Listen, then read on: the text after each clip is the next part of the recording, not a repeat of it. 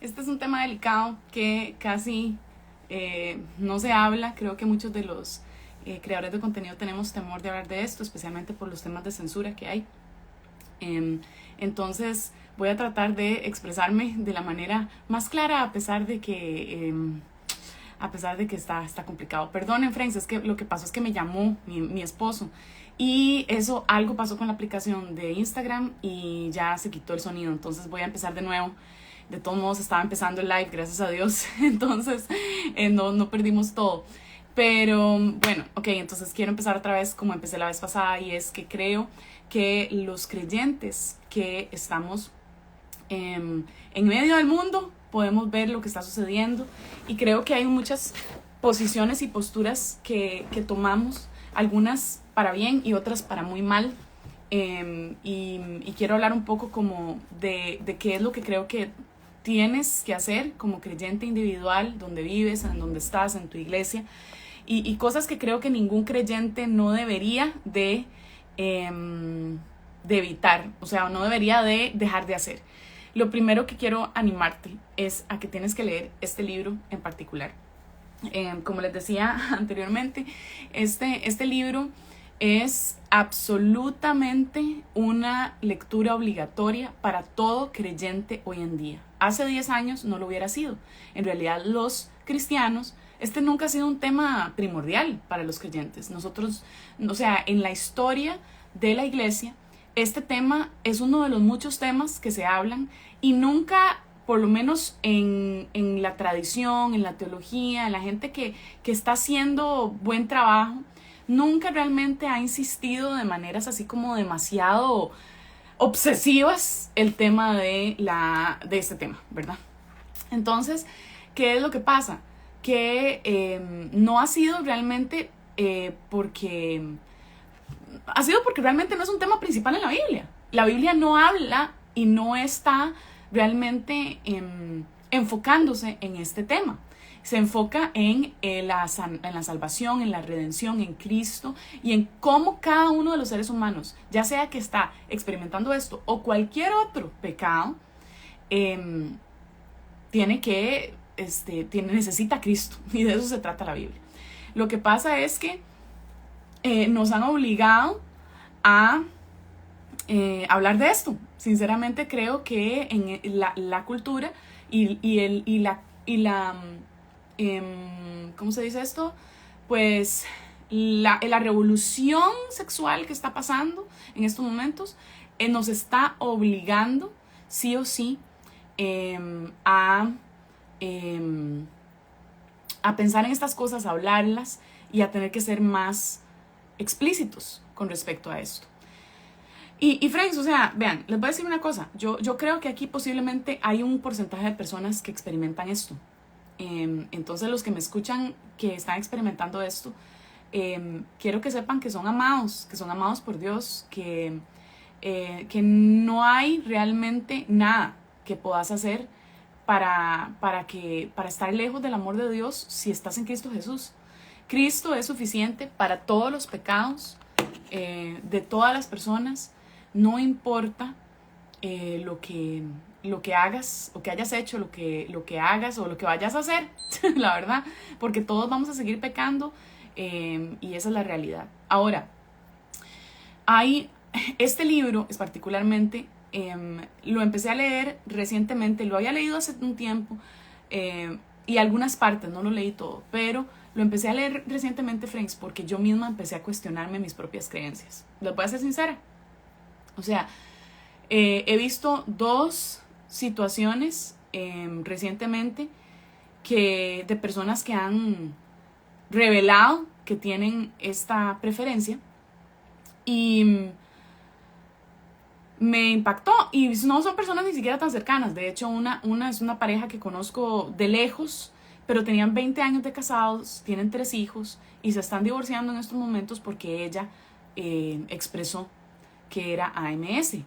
No solo eso, sino o que tenía AMS, ¿verdad? No solo eso, sino que justamente cayó en el mes de su aniversario, hicieron una celebración para estar unmarried, ¿verdad? Estaban married, casados, ahora van a estar unmarried, descasados, digamos. Hicieron una ceremonia y celebraron que por fin ella podía ser ella. Y sí, cristianos, ¿verdad? Cristianos en teoría, ¿verdad? Pero claro, ella habla de que, de que con la ayuda de evangélicos y de la terapia de conversión, ella silenció su verdadera identidad. Y cuando leo ese tipo de cosas, a mí me agarra como algo, me agarra como una cosa, ¿verdad? Me da mucho estrés porque pienso, no, un momento. Una cosa es la terapia de conversión y otra cosa es lo que ofrece Cristo. Y voy a hablar de eso en un momento. Otra cosa es, o mejor dicho, me impacta cómo realmente los evangélicos estamos siendo cada vez más vilificados. Vilificados, esa es una palabra en español. O sea, vilified, ¿verdad? Estamos siendo más villanos, ¿verdad? Y satanizados porque creemos lo que creemos. Y esa es la retórica que está surgiendo. Y esto es una de las bases del cristianismo progresivo. Es decir, el cristianismo que dice, hay cosas como estas que no son realmente bíblicas, que no vamos villanizados, gracias Cristi, que no vamos a aceptar porque eso no es amor, ¿verdad? O sea, no aceptar esto no es amor. Entonces, a mí esto me impacta, friends, porque realmente me puso a pensar cuando vi esto y leí esto, tan bien escrito, porque además lo escribe de una manera ella, ¿verdad? En el momento que lo anunció, lo puso en Instagram. Yo dije, Dios, a ver, yo siempre he dicho que yo quiero la verdad, que yo no quiero tener la razón, quiero tener la verdad, como me enseñó mi esposo hace muchos años. Les he contado esa historia muchas veces, así que no la voy a volver a contar. Vean mis lives para que vean la historia de por qué me dijo eso. Pero, ¿será que yo tengo la verdad? ¿Será que estoy equivocada? ¿Será que en realidad esto sí es bueno? ¿Será que realmente la atracción al mismo sexo es algo que Dios bendice? ¿Será que yo estoy tan comprometida con mi pensar? ¿Será que yo estoy tan comprometida con mis convicciones que no puedo y estoy siendo esas personas que están enamoradas de su teología en vez de enamoradas de la verdad del Dios verdadero? Si hay audio, ok, súbele el volumen, friends. Díganme si hay o no hay. Ok, gracias. Entonces,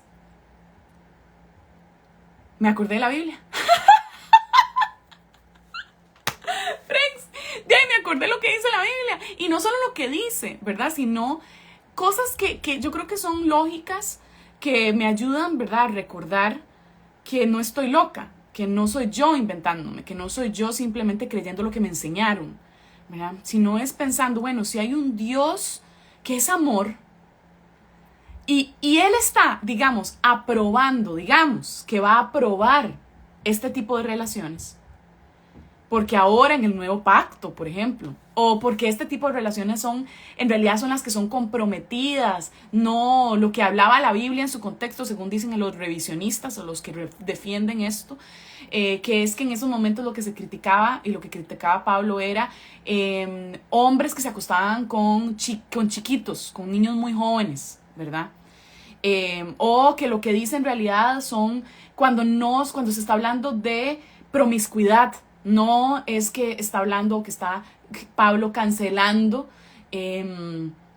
una relación comprometida, ¿verdad? O sea, esas cosas, cuando uno piensa en un Dios que es amor y que quiere que nos amemos los unos a los otros y que además apoya y además habla de la relación matrimonial y la defiende y la habla desde el Génesis, ¿verdad? O sea, es un tema tan central, ¿verdad? ¿Será que ese Dios que es todo amor, entonces no va a ser muy claro cuando va a decir, esto está aprobado de ahora en adelante? O sea, si de verdad este amor y este Dios que es amor y que defiende las relaciones de amor está probando esto, pues entonces de ahí, pues lo hubiera dejado como muy claro, hubiera sido como algo evidente, hubiera sido algo que incluso hubiera cambiado la perspectiva de la cultura en aquel momento, porque en todas estas culturas sí se practicaba, pero sí se practicaba muchísimo, exagerado. Es más, era parte, digamos, de ritos, de adoración a los dioses, o sea, habían muchas cosas que sí se practicaban, especialmente la prostitución. Aunque no eran aprobados socialmente, nunca fueron aprobados socialmente, nunca. Se hacían y se practicaban, pero no eran aprobadas. Entonces tal vez este Dios hubiera dicho, bueno, así como yo voy a hablar de Jesús, voy a darle vuelta a la forma de pensar así de ciertas cosas, por ejemplo la mujer y el valor de la mujer, pues vamos a hacer lo mismo con este tema, pero no vemos eso. Los mismos eruditos revisionistas, y cuando hablo de revisionistas son los que están de acuerdo con esta práctica, los mismos eruditos revisionistas dicen, cada vez que se habla en la Biblia de este tema, se habla en una luz negativa. Se habla en una luz donde esto no se acepta ni se aprueba. Entonces, eso me pone a pensar, ¿verdad? Yo veo estos casos que están sucediendo, me acabo de enterar también que Jojo Siwa, que no sé si conocen a Jojo Siwa, pero Jojo Siwa es una gran tiktokera, YouTube, es una muchacha que influencia a los jóvenes, a los chiquitos, literalmente, o sea, porque, o sea, es realmente una influencia de niños que tiene y que, bueno, que en enero salió también con AMS. Y ahora va a estar en Dancing with the Stars o bailando con las estrellas con una mujer también. Y yo digo, Señor, pero, o sea, es que esto es una cuestión que está surgiendo una y otra vez, ¿verdad? Y no hablemos de todas las diferentes íconos latinoamericanos, ¿verdad? O sea, Ricky Martin y, digamos, o sea, cosas que uno dice, Señor, qué estrés, o sea, es un empuje que de verdad me pone a pensar, esto será verdad. Y luego me acuerdo de la Biblia y me acuerdo de estas cosas que no son lógicas y me pongo a leer también, pero dije, no, voy a volver a cimentar lo que yo creo, porque en realidad necesito hacerlo. Voy a leer qué dice la Biblia de un teólogo que yo respeto, a ver qué es lo que dice él. Y Kevin DeYoung, el escritor de este libro, es quizás uno de mis teólogos preferidos, pastores preferidos.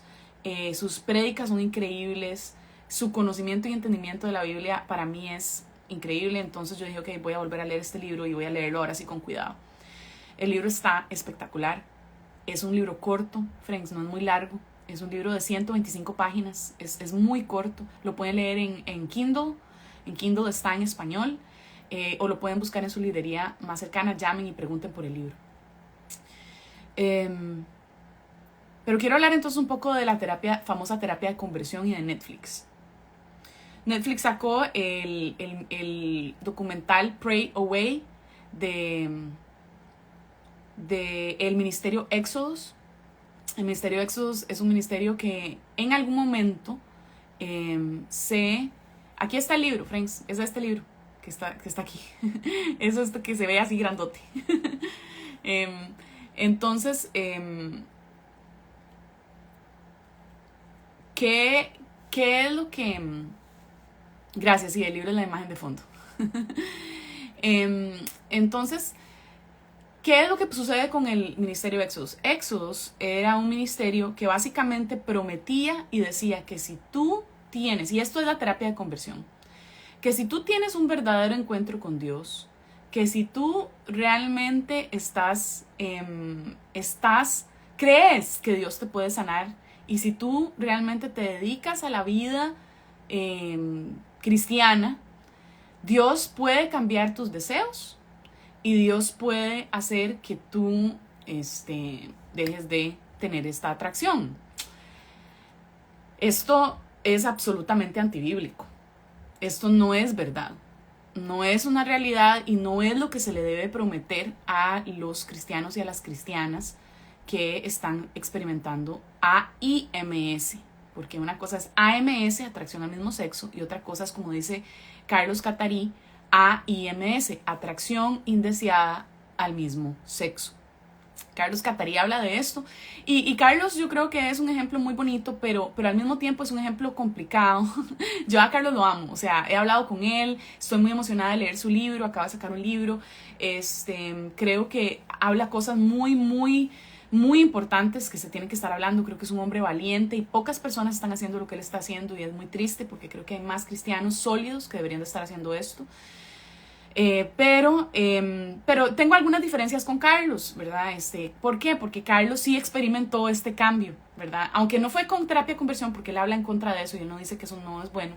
Carlos sí promueve la idea de que si tú entiendes el amor de Dios, y si tú realmente, no me acuerdo exactamente cómo es la retórica, pero pueden ir a escucharlo porque vale la pena escucharlo en su canal de YouTube, vale la pena escuchar todo lo que él dice y no tenemos que estar de acuerdo en todo. Pero digamos sí, como que ya de pronto cuando tú entiendes que tú eres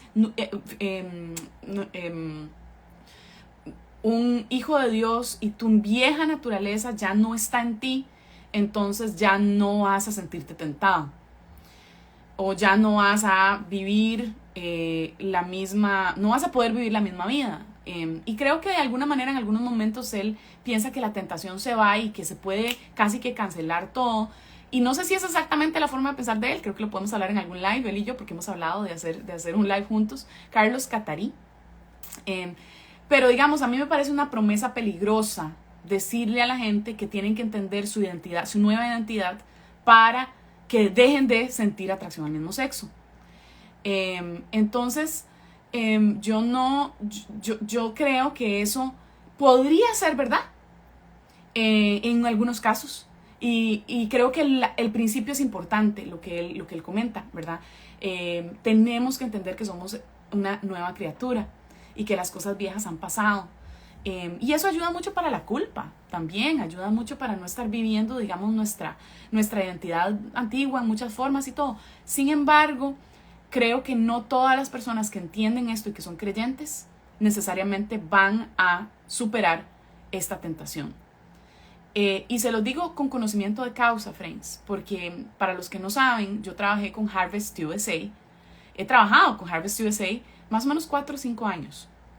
Harvest USA es una organización aquí desde antes que me graduara, de hecho. Dije anteriormente que cuando me gradué, pero fue antes de que me graduara, porque necesitaba encontrar un lugar donde yo hiciera mi práctica de consejería bíblica, y apliqué a Harvest USA. Harvest USA es una súper linda organización. Se las voy a dejar, les voy a dejar a Carlos aquí linkeado, les voy a dejar también a Harvest USA, y les voy a dejar la página web y el canal de YouTube de Carlos Catarí para que lo escuchen también, que les digo, vale muchísimo la pena. Carlos es una luz en medio de todo. Entonces, ¿qué es lo que sucede? Que yo he trabajado con muchas personas cristianas que están viviendo AIMS, atracción indeseada al mismo sexo. Entonces, puedo ver y conozco sus carácter, conozco su entendimiento de su naturaleza en Cristo, conozco su teología, conozco sus vivencias, porque he hecho grupos de apoyo. He hablado con individuos, mujeres particularmente, pero también conozco a hombres.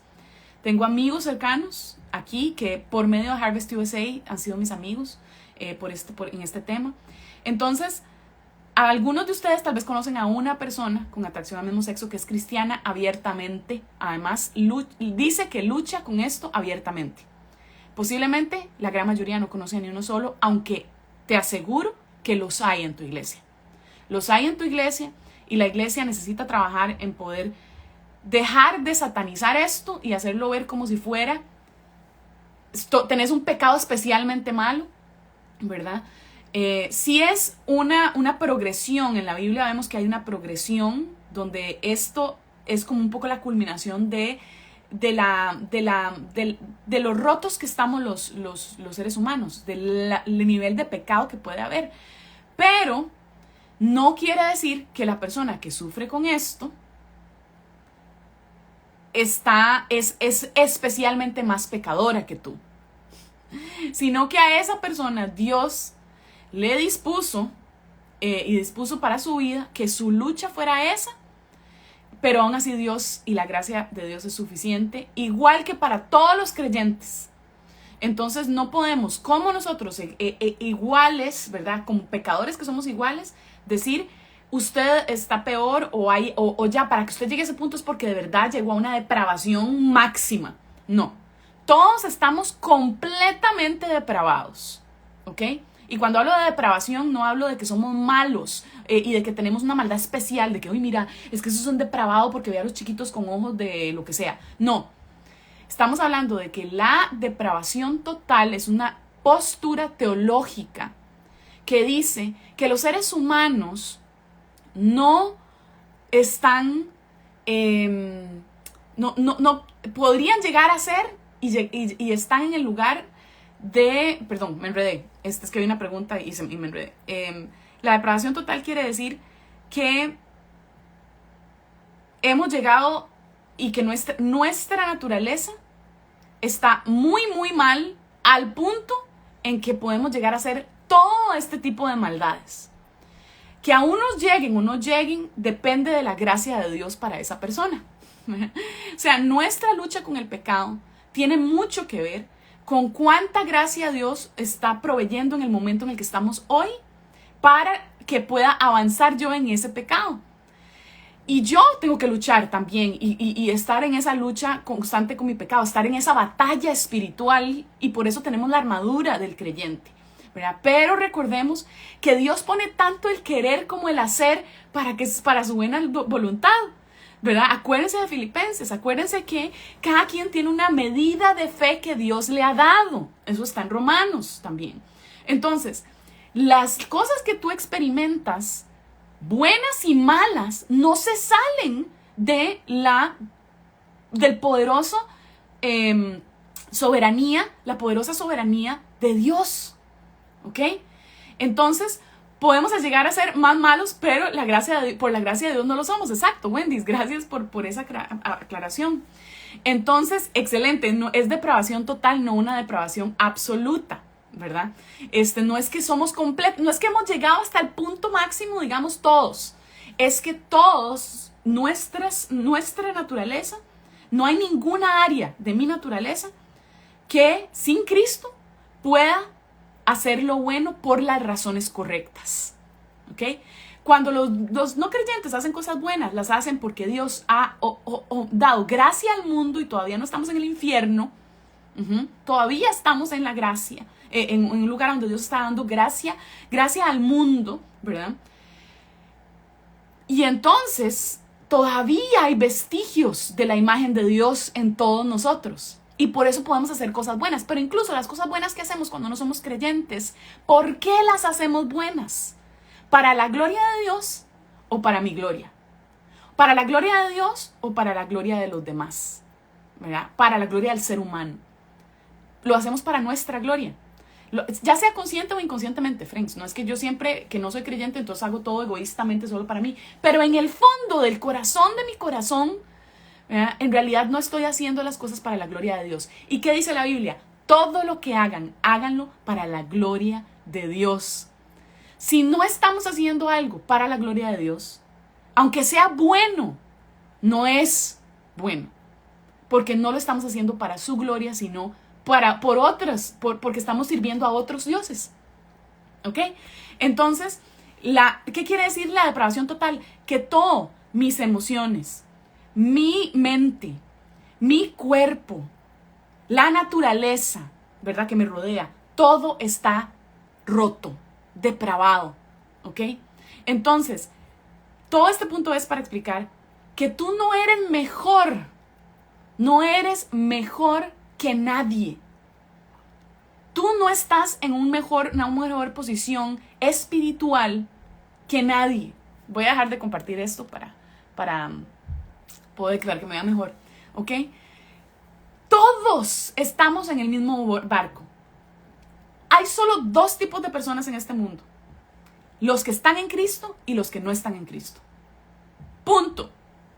Los que están en Cristo y los que no están en Cristo. Si estás en Cristo, tienes la identidad de Cristo. ¿Qué quiere decir eso? Que su perfección es imputada en tu persona, ¿verdad? Es decir, lo que Cristo fue, que hizo perfecto y que vivió perfectamente, está depositado en ti por medio de la fe en Él.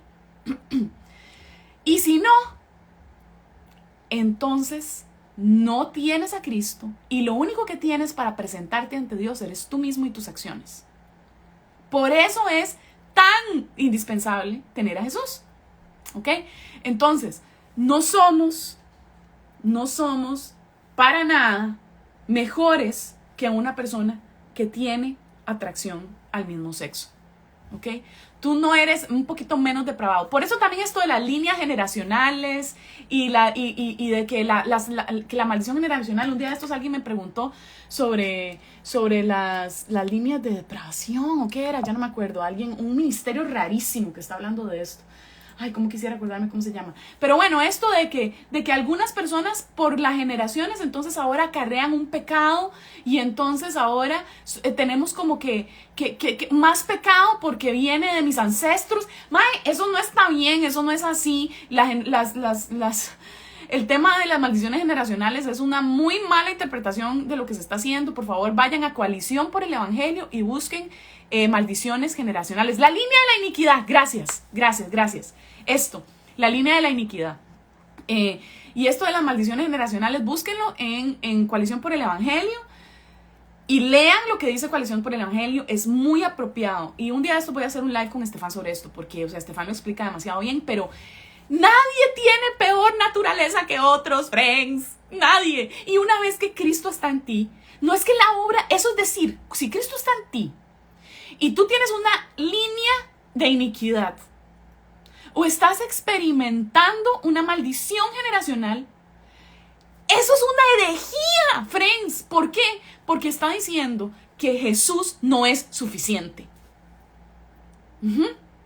Que Jesús no es suficiente, que su obra en la cruz no es suficiente, que su limpieza en tu vida, que el haber echado fuera toda la iniquidad que había en ti, ¿verdad? En ti, en tu naturaleza, tú no tienes que acarrear por tus generaciones, friend.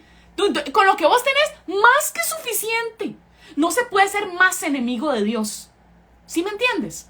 No se puede ser más enemigo de Dios. Somos todo lo enemigo de Dios que pudimos haber sido. Y esto me desespera, me estresa, me enoja, ¿verdad? Y por eso me exalto, friends, porque no es posible que veamos a otros creyentes con la lucha que estoy describiendo aquí y pensar que son peores que nosotros. ¿Y saben por qué no es posible? ¿Y saben por qué esto daña, friend? Porque la gente no puede llegar y hablarlo en la iglesia con apertura. Porque tiene que estar orando y vivir esto sola, con un mundo que le está diciendo todo lo contrario, que no crean en Jesús, que Jesús no es suficiente, que esto son mentiras que le están metiendo la religión, ¿verdad? Como si eso fuera una mala palabra. Y esto, lo que dice es que la realidad, simple y sencillamente, es que, ya me perdí, perdón, lo que estaba diciendo, es que veo sus comentarios y me enredo, friends, perdón. Para acordarme. No pueden llegar a pedir ayuda. ¿Por qué? Porque lo que están haciendo y lo que están viviendo es innombrable. Gracias, Wendy. Cada uno morirá por su pecado, segunda Crónicas 25:4. Exactamente. Entonces, ¿por qué se repite un pecado de la abuela, de la mamá y de la hija? Bueno, porque es crianza, se aprenden patrones, pero eso no es porque Dios dijo, usted va a vivir con esto, ¿ok? Usted va a vivir con esto y ahora usted tiene como una vara ahí espiritual que está encima suyo, que ahora ve a ver cómo hace para quitársela, porque Cristo no es suficiente. No, es porque alguien cometió un pecado, tú lo viste, aprendiste y todo, los seres humanos vivimos esto. Entonces sí, podemos hablar más de eso en otro momento. Pero entonces el tema es que yo creo que es demasiado peligroso cuando los cristianos no entendemos esto.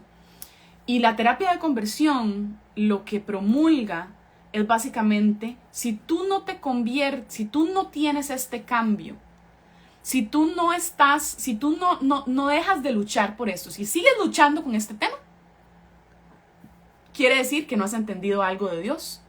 Quiere decir que estás mal con Dios. Quiere decir que no estás entendiendo tu nueva naturaleza. Quiere decir que no estás creyéndole a Dios. Es decir, estás mal. Estás muy mal. Y no sos lo suficientemente cristiano o cristiana. Y estás fallándole a Dios y a tu iglesia. Y no sos suficiente cristiano. Eso es un mensaje peligroso, friends. Es un mensaje peligroso. Y creo que de nuevo no es la promesa de las escrituras. En la Biblia en ningún lado dice que vamos a dejar de luchar con los pecados, con los que son como los pecados que son un patrón en mi vida particular. Es decir, una persona que está luchando con el alcoholismo, posiblemente toda la vida mejor no tome alcohol. ¿Por qué? Porque después de 20 años, una persona fácilmente puede recaer. El que cree estar fuerte, que tenga cuidado. ¿Por qué? ¿Por qué está diciendo esto Pablo?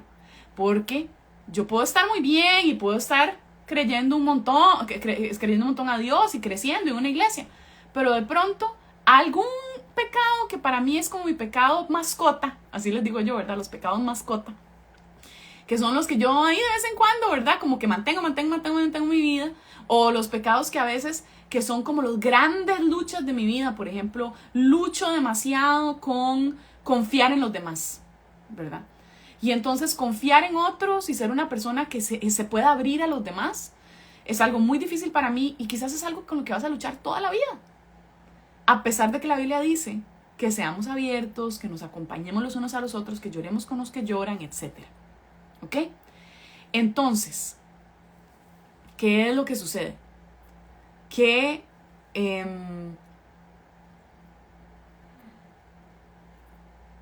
perdón, me enredé, como siempre. ¿Qué es lo que sucede? Que ya no sé qué estaba hablando, perdón. Es que no voy a dejar de leer los friends porque cuando los leo me pongo a pensar en lo que ustedes están pensando y entonces no lo logro. Entonces sí, ¿qué estaba hablando? ¿Cómo puede ser que se me haya olvidado? La terapia de conversión no está bien, promete cosas que no deberían de ser, todos vamos a luchar con un pecado toda la vida o varios pecados toda la vida y está bien. Entonces, tal vez puede ser que la persona que experimente eso vaya a tener que luchar con esto toda la vida, aunque hay personas que no. Hay personas que no, o sea, es un rango. Entonces, es un rango inicialmente de personas que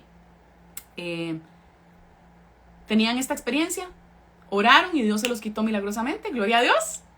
Personas que tienen esa experiencia, como que piensan que, uy, esto creo que mejor esto mejor lo quito, ¿verdad? Esto mejor lo lucho. Y entonces lucho, más o menos voy tranquilo, encuentro una persona a la cual sí estoy atraída y entonces del sexo opuesto y de pronto ya sigo luchando con esa atracción al mismo sexo, sí, pero al mismo tiempo pude encontrar a la persona en mi vida que es la persona para mí, que es una relación bendecida por Dios. Me quedo con esa persona que es de sexo opuesto, aunque siga luchando de vez en cuando, pero de todos modos todo bien, ¿verdad? O hay personas que simplemente toda la vida van a tener que vivir en soltería para el Señor, y listo, eso es, o sea, y eso es lo que es morir a uno mismo, friends, morir a uno mismo, morir a la carne, morir a los deseos pecaminosos. Y bueno, a mí me encantaría sentarme aquí y decirles, esto no es pecado, esto está bien, pero le voy a decir, una vez más, lea este libro. Si usted es cristiano y cree que la palabra de Dios es verdad, lea este libro, ¿okay? De Kevin DeYoung, y luego hablamos. porque es imposible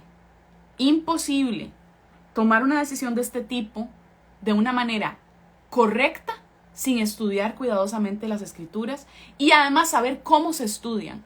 ¿Cuál es el peligro de esto, friends? ¿Cuál es el peligro de no leer algo como esto que te enseña a estudiarlo correctamente? ¿Cuál es el peligro además de este tema en general? O sea, ¿por qué es que esto se convierte en algo tan problemático para los cristianos? O sea, ¿por qué una persona no puede simplemente decir, no, la verdad es que yo creo en todo lo de Dios excepto esto? Porque la forma en que tienes que leer la Biblia para poder aprobar esta práctica es una hermenéutica enferma. Es una forma de interpretar la Biblia que está enferma. Entonces es como un dominó. ¿Ves? Vos botás este primer dominó y decís, no, esto está bien. ¿Por qué? Bueno, porque voy a interpretar los versículos de la Biblia que hablan de esto de una forma diferente para que esto no aplique. Me explico, y no sea literalmente lo que está diciendo. Y entonces, después de que cae ese dominó, empiezan a caer todo el resto, porque entonces si yo puedo decidir cómo interpretar esto con estos principios de interpretación torcidos, yo puedo empezar a interpretar esto también, y esto otro también, y esto otro también, y esto otro también. Entonces ya no leo la Biblia como mi autoridad, sino que empiezo a leerla y cuando algo no me parece o no me suena, empiezo a crear excusas externas, ¿verdad?, a la Biblia y con ideas de contexto y cuestiones, ¿verdad? Son excusas, pretextos para yo poder interpretar la Biblia como yo quiero. Entonces, eso es un problema, friends. Eso es un problema porque entonces eso deconstruye tu confianza en el libro. Por eso es, friends, que hay que aprender a estudiar la Biblia. Es más, leer este libro que les estoy diciendo, de nuevo se los voy a poner aquí y les insisto tanto porque necesito que todas las 200 personas que están aquí vayan a Kindle y lo compren y lo lean, ¿ok? Que enseña la Biblia realmente y es de Kevin DeYoung.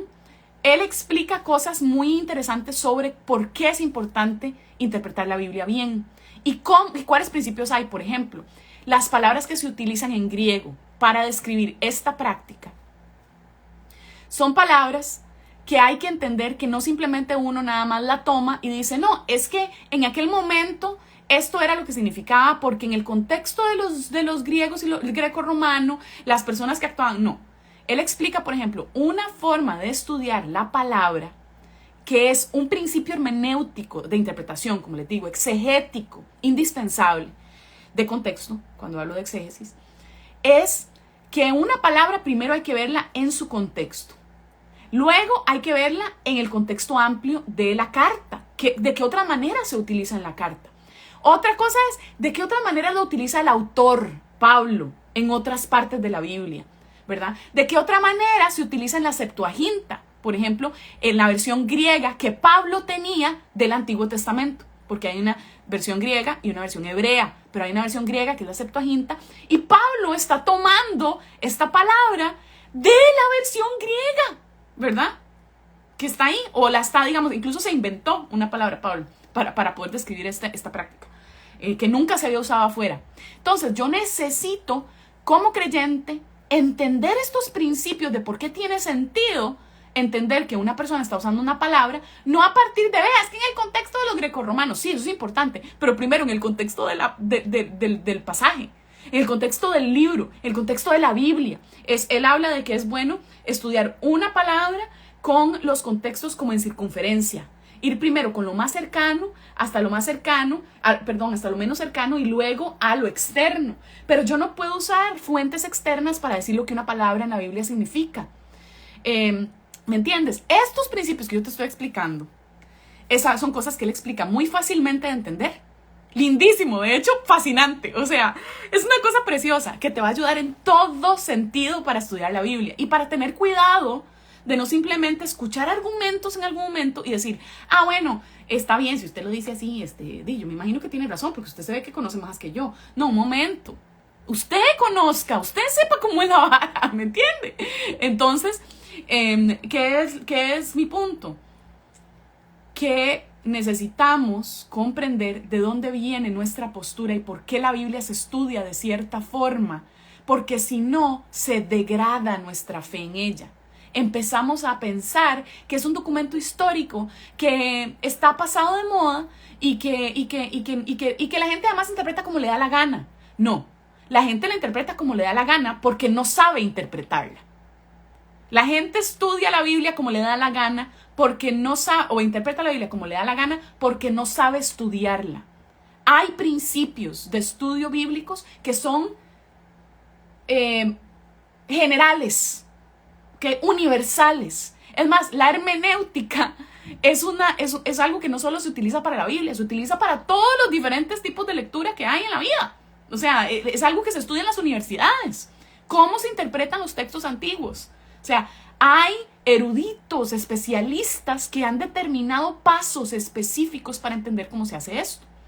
Entonces, si tú no entiendes estas cosas, cualquier retórica externa de cómo interpretar este tema y todos los demás te van a engañar y van a destruir tu confianza en la fe, en la Biblia, perdón, y van a destruir tu fe. ¿Me entiendes? Vas a terminar siendo un cristiano progresista. Friends, mis propias dudas, te estoy hablando desde mi experiencia de hace 2 días, ¿ok? Donde yo misma, Alejandra Zura, que predica que hay que saber estudiar la Biblia, ¿verdad? Que ha estudiado en el seminario, ¿verdad? Empezó a preguntarse, ¿será que estoy mal? ¿Será que estoy mal? ¿Será que yo estoy equivocada? Entonces, no es así tan fácil, friends. No, el que cree estar fuerte, que tenga cuidado. ¿Ok? Entonces, por favor, friends, tomen esto en cuenta y voy a animarlos a que, por favor, rechacen esta idea de la terapia de conversión. La terapia de conversión no existe, no es buena. Dios no promete un cambio de atracción. Dios promete algo mejor. Dios promete a Cristo.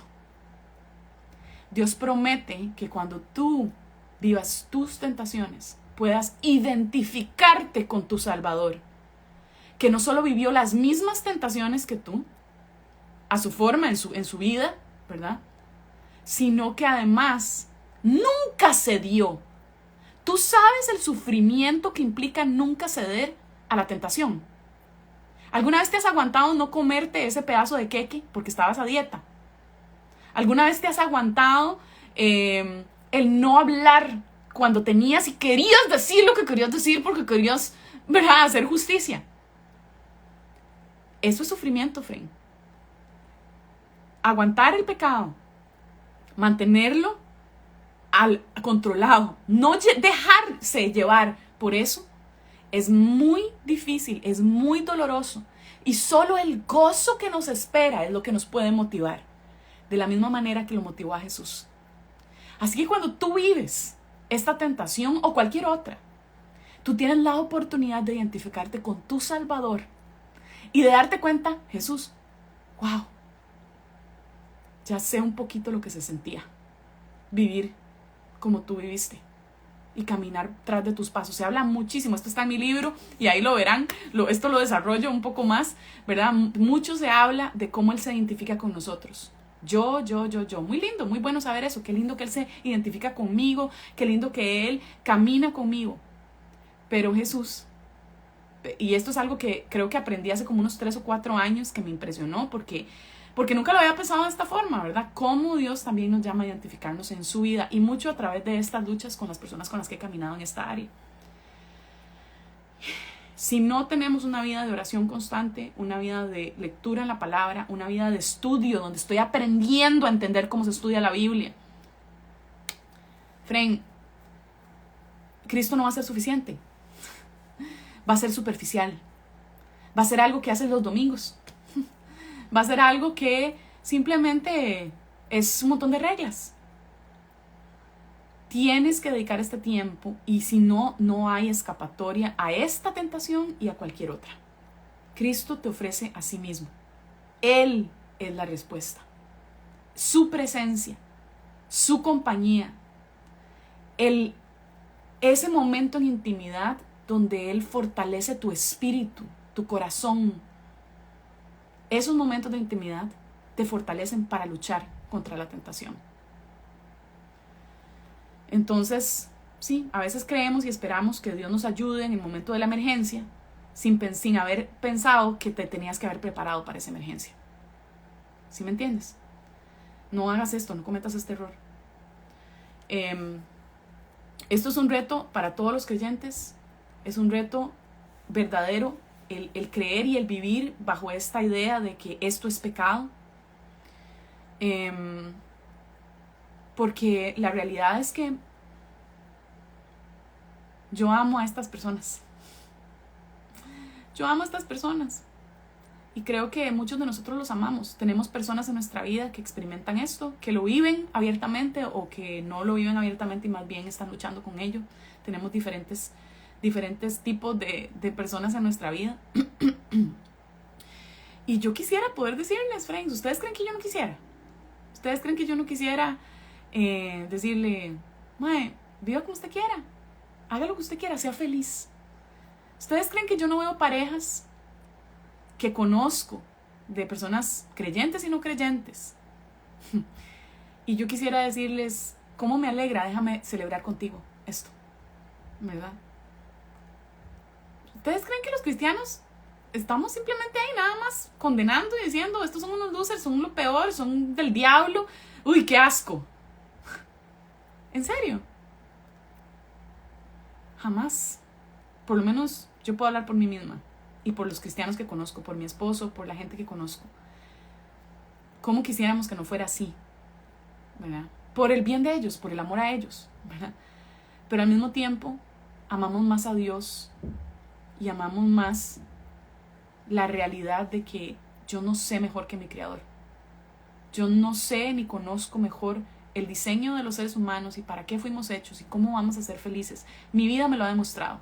Cuando busco mi propia felicidad, termino muy mal. No puedo confiar en lo que yo creo que me hace feliz. Entonces, más bien yo creo que una actitud soberbia de mi parte, el decir, esto es amor. Es mi definición, no la definición última. Es decir, mi definición es la definición última de lo que el amor es. Eso no es soberbia. La definición última de lo que es el amor es de Dios. Y en medio de todo el sufrimiento y en medio de todo lo difícil que una persona pueda vivir en medio de esto, tengo que creer, porque la Biblia me lo dice y porque creo que Dios es verdadero y la Biblia es confiable, que Dios promete gozo eterno a esa persona que llegó hasta el final en la carrera, luchando con este pecado y cualquier otro. Tengo que creer que la lucha de mi propio pecado es algo que se va a acabar y que hay premios, galardones al final de esto, que hay un punto en la eternidad que es esta vida y que el resto de la eternidad, que nunca se va a acabar, friends, o sea, envuelva su cabeza en esa realidad de la eternidad. O sea, ¿usted alguna vez ha tratado de entender lo que es la eternidad? O sea, yo trato a veces como de pensar qué significa la eternidad y se me hace un colocho, friends, o sea, porque ¿qué significa? O sea, no me cabe en la cabeza, finita, ¿verdad? Pero en el infinito y más allá, como dijo Buzz Lightyear, vamos a tener un gozo incomparable. Y en medio de esto, las luchas de hoy se hacen pequeñas, ¿verdad? Pongo mis ojos en Cristo y lo terrenal prontamente va a perder su brillo. Entonces, yo creo que tenemos que comprender esto y tenemos que vivirlo y tenemos que creerle al Señor y no vamos a poder hacer eso si no entendemos que la Biblia es confiable. Les voy a dejar aquí un documento para que sepan por qué la Biblia es confiable. No entendemos cómo se interpreta la Biblia. Les voy a dejar aquí un link de cómo aprender a interpretar la Biblia correctamente. ¿Qué es lo que dice la Biblia con respecto a este tema realmente? Les voy a dejar aquí un link del libro de Kevin DeYoung para que lo leas, por favor, te lo suplico. Este es un libro que ningún cristiano debería dejar de leer. Y con estas 3 cosas básicas, yo creo que podemos movernos hacia adelante en fe, sabiendo que lo que creemos no es una locura. ¿Ok? Entonces, déjenme orar por estos, mis hermanos y hermanas, y sí, para poder terminar este tiempo. Señor, te pido que nos acompañes a todos a entender que tu palabra es suficiente, que tu palabra es confiable, que tu palabra es clara. Te pido, Señor, que cada una de las personas que escuchan esto puedan ver que esto no se trata de odio, ni de rechazo, no se trata de eso, se trata de los principios por los cuales vivimos. Se trata de que aunque nuestra carne quisiera aprobar ciertas prácticas, aunque nuestra carne quisiera vivir y experimentar ciertas prácticas, yo no puedo vivir de acuerdo a mi concepto y a mi forma de pensar. Necesito, Señor, entender en esta área y en todas las áreas, Señor, de nuestras vidas, que tú tienes la última palabra. Padre, recuérdale a los creyentes de tu iglesia que no podemos tirar piedras, que el que está libre de pecado es el único que puede tirar la primera piedra, Señor. Te pido que trabajes en nuestros corazones, Señor, y que hagas iglesias que le dan la bienvenida, hospitalarias, Señor, que le dan la bienvenida a los hermanos que están luchando con este tema. Que esto no sea un tabú nunca más, Señor. Que podamos ser iglesias abiertas, que pueden simplemente solidarizarse y caminar con otros de la misma manera en que caminamos en pecado los unos con los otros, que no tienen que ver con este tema, Señor. Que podamos de alguna manera normalizar que todos vivimos luchas de este tipo, de todo tipo, y que estamos unos con otros, fortaleciéndonos, animándonos, estando ahí cuando caemos, Señor, una y otra vez, recordando que no está en nosotros que la otra persona cambie, Señor, que no está en mi consejo, que no está en mi pastoreo, que no está en mi liderazgo, sino que está en ti, Dios, y que mi trabajo es caminar a la par, compañeros de batalla. Nosotros no somos el capitán, somos el compañero de batalla que levanta al que cae una y otra vez. Padre, yo te pido que ayudes a las personas que me escuchan, que están experimentando esta tentación, y te pido que les recuerdes que son amados profundamente, amados tanto porque Cristo murió por ellos. No hay nada que pueda alejarlos de ti, Señor. Te pido que pongas convicción en sus corazones, que pongas una convicción que sobrepase todo entendimiento y toda cultura, Señor, y que fortalezcas su relación contigo, Señor, porque creo que especialmente a ellos tú estás llamando a vivir una intimidad constante contigo, porque la tentación y lo que está haciendo la cultura y la manera en que Satanás está atacando su conciencia es sin igual.